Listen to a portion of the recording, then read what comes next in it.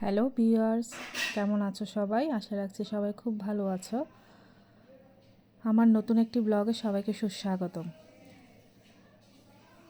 যাচ্ছি গার্নার্স ট্রেনিং এরিয়াতে। কথায় আছে না, অবাগা যেখানে যাই নদীর পানি শুকিয়ে যায়। যাচ্ছি মাঝ রাস্তায়, সিএনজি টায়ার গেল পাংচার হয়ে। দাঁড়িয়ে আছি, সিএনজি ড্রাইভার টায়ারটা চেঞ্জ করে নিচ্ছে। তারপর আবারও আমরা রওনা করব।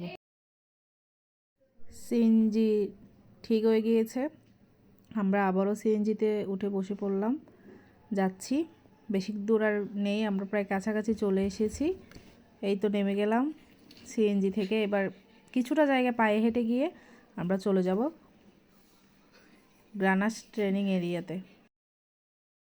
আশেপাশের দৃশ্যটা দেখুন, আমি পুরো দৃশ্যটার প্রেমে পড়ে গেলাম।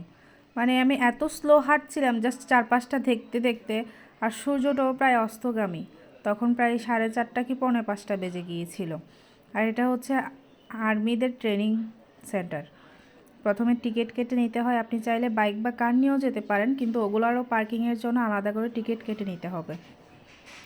যতটা ভিতরে যাচ্ছি শুধু মুগ্ধ হয়ে যাচ্ছি, কিন্তু ভিতরে গিয়ে পৌঁছানোর পর মুগ্ধতার মতো আর কিছুই ছিল না।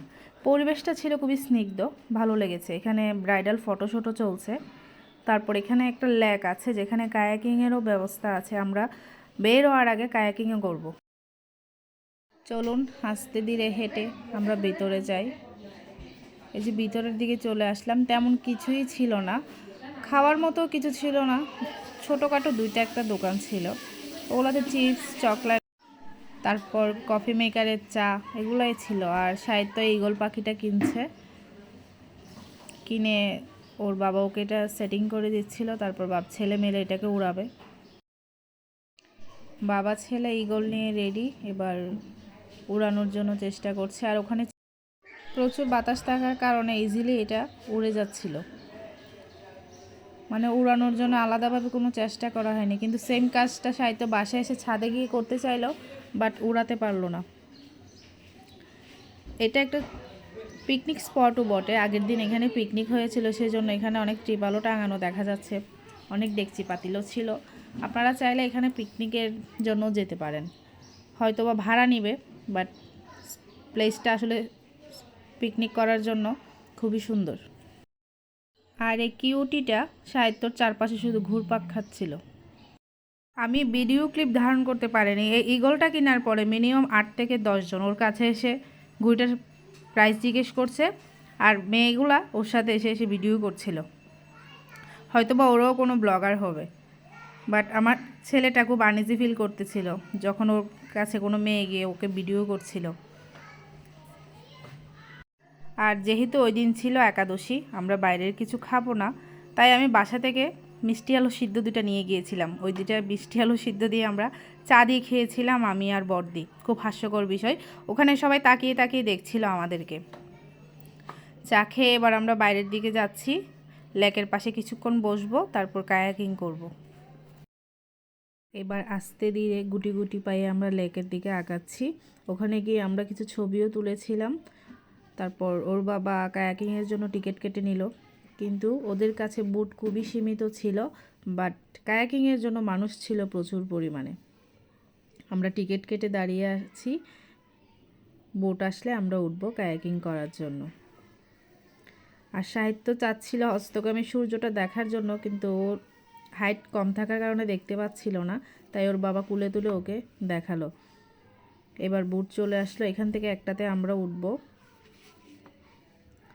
এই যে উঠে গেলাম। আমার ছেলের অনেক শখ, কায়াকিং করবে। তার টিচারের ভিডিওতে সে দেখেছিল তার টিচার এখানে এসে কায়াকিং করেছিল, তারপর থেকেই তার খুব ইচ্ছা সে এখানে আসবে, কায়াকিং করবে। এগুলাই তার স্বপ্ন আজকে সত্যি হলো।